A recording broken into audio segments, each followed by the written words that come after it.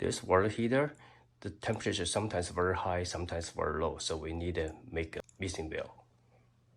Here has a 2 shut off, one for the hot water, one for cold water. So make this 2 shut off, so we don't need make the whole house the water shut down.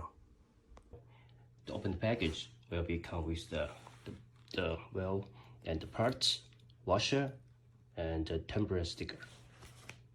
Cold water come and hot water come out. That's going to the house. Install to the here is best location. Push up safety valve.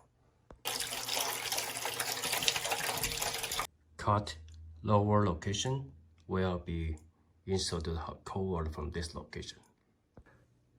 It's the hot water, cold water, mixed water go out.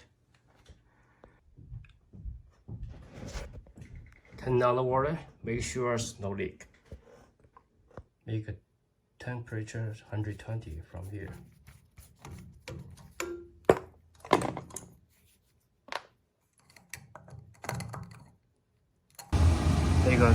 Make a temperature sticker on the pipe going to the house. Shower temperature is 110.